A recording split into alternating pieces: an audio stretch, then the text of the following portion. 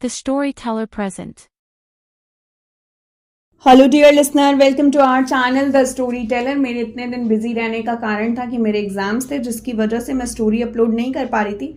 मगर अब कोशिश रहेगी कि जो लोग भी सुनते हैं उन्हें मेरी तरफ से निराश होने का मौका ना मिले और कहानी रेगुलर बेसिस पर अपलोड होकर कंप्लीट हो जाए। तो आइए शुरुआत करते हैं। राघव जैसे ही घर के अंदर दाखिल हुआ, उसे रावी बेचैनी से हॉल में उसका इंतजार करती नजर आई। राघव पर नजर पड़ते ही वो जल्दी से सोफे से उठी और उसकी तरफ आने लगी। राघव ने जब उसे अपनी तरफ आते हुए देखा तो इशारे से उसे रुकने का कहकर वो लगभग दौड़ता हुआ उसके पास आया। उसने एकदम से रावी को अपने वजूद से लगाया और रावी ने कसकर उसे थाम लिया। कुछ वक्त की खामोशी के बाद राघव ने उसे खुद से अलग किया तो उसने राघव से सवाल किया, क्या हुआ है, आप मिले उन लोगों से? राघव ने दर्द भरी नजरों से उसे देखा और धीरे से कहा, रावी, बहुत बड़ी गड़बड़ हो गई है। अक्षता के हाथों से सिया अग्निहोत्री का एक्सीडेंट हुआ है, जिसकी वजह से वो फिलहाल कोमा में जा चुकी हैं। उनके होश आने का अभी कोई चांस दूर दूर तक नजर नहीं आ रहा है और इसकी वजह से अग्निहोत्री परिवार बुरी तरह से टूटकर बिखर गया है। और वो खामोश हो गया। लहजे में एक अजीब सा एहसास रावी को महसूस हुआ और उसने गहरी नजरों से राघव को देखा तो उसने मजबूती से रावी के हाथ को पकड़ते हुए कहा, अक्षत बॉस की हालत सबसे ज्यादा खराब है। मैंने उनकी आंखों में अपनी अक्षता के लिए गुस्सा देखा है। नहीं नहीं, उसे गुस्सा कहना गलत होगा रावी, वो नफरत थी, शदीद नफरत, बेइंतहा नफरत। रावी एकदम से राघव की पकड़ से अपने हाथ को छुड़ाते हुए जमीन पर बैठ गई थी और चेहरे मुंह पर हाथ रखकर फूट फूट कर रोने लगी थी। उन दोनों को इस बात का बिल्कुल एहसास नहीं हुआ था कि सीढ़ियों के पास अक्षता खड़ी थी और वो उनकी सारी बातें सुन चुकी थी। अपनी भाई की बात सुनकर वो लगभग भागते हुए दोबारा से अपने कमरे में पहुंची थी और पेट के बल बिस्तर पर लेटकर दोबारा से उसकी आंखों से आंसू गिरना शुरू हो गए थे। उसकी आंखों के आगे बार बार एक्सीडेंट का मंजर घूम रहा था और जब वो उन लोगों को नज़रअंदाज करती हुई गाड़ी लेकर वहां से भागी थी, तब उसने साइड मिरर से अक्षत को सिया जी का सर अपनी गोद में रखकर रोते हुए देखा था। इसी के साथ उसे अग्निहोत्री फैमिली की तस्वीर भी अपनी आंखों के आगे घूमती हुई नजर आ रही थी कि कैसे उन लोगों से पहली बार मिलने पर भी उन्होंने उसे अजनबी एहसास महसूस नहीं होने दिया था। कितने अच्छे से उन्होंने उसका ध्यान रखा था। आज उसकी वजह से वो लोग इस तकलीफ में थे और ये एहसास अक्षता के दिल को चीर रहा था। आखिर वो थी तो एक छोटी सी मासूम बच्ची ही ना, उसने अभी दुनियादारी नहीं देखी थी, उसे कुछ नहीं पता था। और उससे जो गलती हुई थी वो भी उसने जानबूझकर नहीं की थी, जाने अनजाने में ही सही, उसने एक बहुत बड़ी गलती कर दी थी जिसका गिल्ट उसे शदीद महसूस हो रहा था।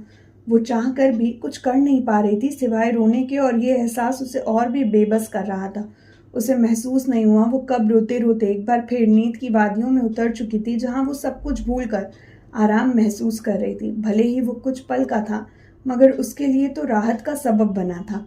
इधर नीचे राघव ने बड़ी मुश्किल से रावी को चुप कराया था और वो उसी से लगी हुई बोल रही थी, मुझे डर लग रहा है राघव, मिस्टर अग्निहोत्री अब मेरी बच्ची के साथ क्या करेंगे? कहीं वो सजा तो नहीं देंगे ना? वो उसके साथ कुछ बुरा तो नहीं करेंगे ना? राघव, वो बच्ची है, नादान है, उसने जानबूझकर कुछ नहीं किया है।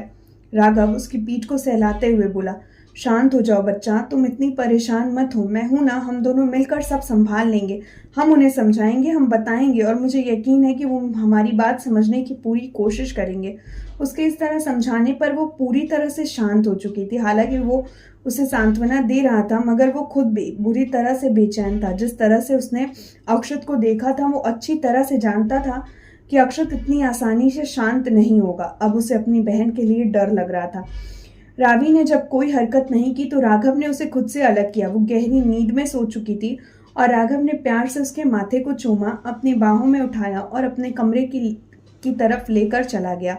उसे अच्छे से सुलाने के बाद वो अपनी बहन के कमरे में आया। दरवाजा खुला था और वो पेट के बल बिस्तर पर लेटी हुई थी। वो अक्षता के करीब गया और उसे सीधा किया। अक्षता का चेहरा देखकर उसकी आंखें नम हो गई थी। उसकी मासूम बहन का पूरा चेहरा रोने के कारण लाल हो चुका था और उसका पूरा चेहरा मुरझाया भी था, आंखें भी भीगी हुई सी थी। उसने प्यार से उसके सर को सहलाया और अच्छे से सुलाकर कमरे से बाहर आ गया। अगली सुबह अक्षत ने सुबह ही सिया जी को डिस्चार्ज करा लिया था। उसने उनका ध्यान रखने के लिए केयर टेकर को भी रख लिया था। सारी फॉर्मेलिटी पूरी करने के बाद वो अग्निहोत्री मेंशन के लिए निकल गए। थोड़ी देर बाद उनकी गाड़ी अग्निहोत्री मेंशन के बाहर आकर रुकी और उसी के साथ एक एम्बुलेंस थी जिसमें सिया जी और कुछ डॉक्टर्स और उनके नर्स थे। अक्षत गाड़ी से बाहर आया, एम्बुलेंस की तरफ बढ़ा। उसने दरवाज़ा खोला और कुछ लोग स्ट्रक्चर पर सिया जी को लेकर बाहर आए। उन्हें इस तरह देखकर एक बार फिर सभी की आंखों में आंसू आ गए। उन्होंने अक्षत से कुछ पूछा जिसके जवाब में वो सिया जी को लेकर अंदर दाखिल हो गए। कुछ ही पलों में उन्हें अच्छे से कमरे में शिफ्ट कर दिया गया था। डॉक्टर ने एक बार उन्हें चेक किया, फिर वो वहां से चले गए। सभी लोग निराशा से हॉल में बैठे थे, तभी अक्षत वहां आया। सबको इस तरह देखकर उसे खुद तकलीफ हुई और कुछ भी अच्छा नहीं लगा, मगर उसने खुद को संभाला और कहा, अगर आप लोग ऐसे रहेंगे तो फिर छोटी माँ को कौन संभालेगा। इस वक्त हम सबका मजबूत रहना बहुत ज़रूरी है ताकि हम उन्हें जल्दी ठीक कर सकें। मैं उन्हें घर में इसीलिए लाया हूँ ताकि हम उन्हें लाइवली माहौल दें जिससे वो जल्दी ठीक हो जाए। अगर आप सब ऐसे मुंह लटका कर रहेंगे तो मुझे फिर अपने फैसले पर सोचना होगा, बाकी आप सब लोगों की मर्जी। उसकी बात पर सभी ने गौर किया तो वसुंधरा जी बोली, अक्षत बिल्कुल ठीक कह रहा है। हम लोगों को इस तरह से रहकर खुद को और सिया को तकलीफ नहीं देनी चाहिए। हम सबको सिया के लिए मजबूत होना होगा क्योंकि वो कभी नहीं चाहेगी कि उसकी वजह से हम परेशान हो। वसुंधरा जी की बात पर सभी ने सिर हिलाया और जबरदस्ती मुस्कुरा दिए। चंदा ने सभी के लिए चाय नाश्ता अरेंज कर दिया था और तभी राजदीप जी बोले, मैं सोच रहा हूँ क्यों ना हम सब लोग कुलदेवी के मंदिर होकर आए, साथ ही शिया के नाम की पूजा भी करवा लेंगे ताकि वो जल्दी से ठीक हो सके। तुम लोग क्या सोचते हो? सुनैना जी ने कहा, आप बिल्कुल ठीक कह रहे हैं बाबूजी, और मैं भी यही विचार कर रही थी। तो फिर क्या ख्याल है, कब चलें? उन्होंने सबकी तरफ देखकर सवाल किया था। सबने सहमति जता दी सिवाय अक्षत के। तो उन्होंने उसकी तरफ देखा तो वो बोला, आई एम सॉरी माँ, पर मैं नहीं जा सकता। मेरी आज एक बहुत इंपॉर्टेंट मीटिंग है और उसे अटेंड करना मेरे लिए बहुत इंपॉर्टेंट है। पर आप लोग जाएं, मैं सारे इंतजाम करवा दूंगा। अक्षत को किसी ने भी जाने के लिए फोर्स नहीं किया। थोड़ी देर बाद सभी लोग कुलदेवी मंदिर के लिए निकल गए। अब घर पर अक्षत और सिया जी के अलावा उनकी केयर टेकर और नर्स मौजूद थे। अक्षत ने जाकर एक बार उन्हें चेक किया और अपने कमरे की तरफ चला गया। वो सीधा अपने रूम में गया और बिस्तर के बगल में जाकर खड़ा हो गया।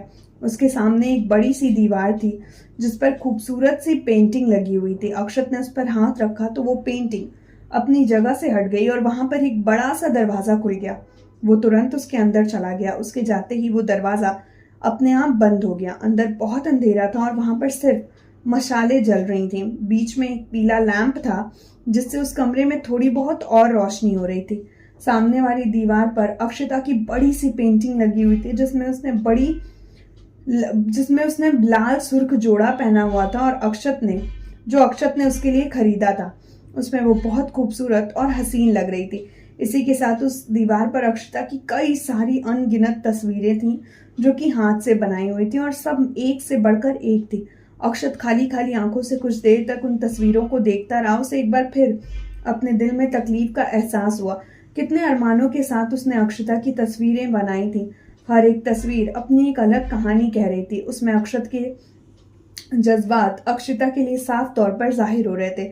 अक्षत अपनी आंखों में एक अजीब सा जुनून लिए अक्षता की तस्वीर को देख रहा था। उसने देखते देखते अपनी शर्ट उतारी और तस्वीर के ठीक सामने आकर खड़ा हो गया। उसने पास रखा खंजर उठाया और अक्षता की तस्वीर की आंखों में देखते हुए उसे अपने सीने पर चुभोने लगा। कुछ ही पलों में उसका सीना खून से लहूलुहान हो गया, मगर अक्षत के चेहरे पर कोई इमोशन नजर नहीं आ रहा था। वो अभी भी उसकी तस्वीर को देख रहा था। उसने खंजर को दूर फेंका और अपनी बेल्ट खोलकर अपने हाथों में ली। अक्षता की तस्वीर देखते हुए उसने खुद को मारना शुरू किया और उसका पूरा शरीर खून से भीग गया। जगह जगह पर चोट के गहरे निशान आ गए, मगर चेहरे पर अब भी कोई भाव नहीं था। वो बस उस तस्वीर में मौजूद अक्षता की आंखों को देख रहा था। उसने झटके के साथ जमीन पर बेल्ट को फेंका और अक्षता की तरफ देखकर बोला, आज मैंने तुम्हारे लिए खुद को सजा दी है।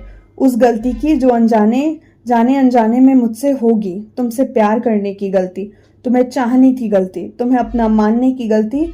अगर मैं तुमसे प्यार ना करता, तुम्हें ना चाह रहा होता, तो आज तुम्हारी गलती के लिए तुम्हें ऐसी सजा देता कि तुम्हारी रूह तक कांप जाती।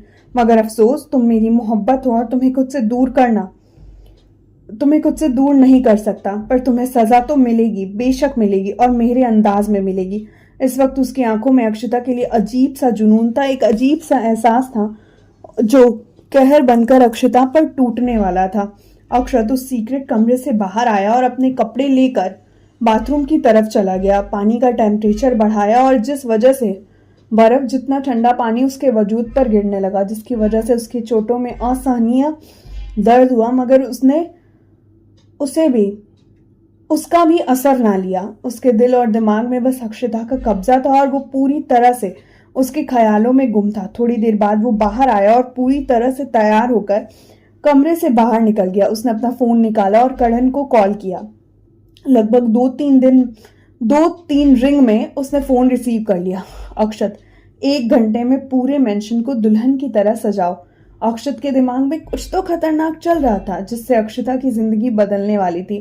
करण उसके इंस्ट्रक्शन को हैरानी से सुन रहा था और फिर मेंशन से बाहर चला गया था।